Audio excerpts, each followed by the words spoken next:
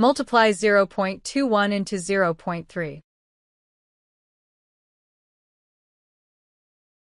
To multiply two decimal numbers, convert them into fractions. 0.21 converts to 21 by 100, and 0.3 converts to 3 by 10.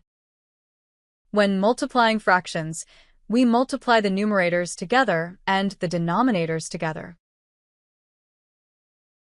Multiplying fractions, we get 21 into 3 divided by 100 into 10. Or 63 by 1000.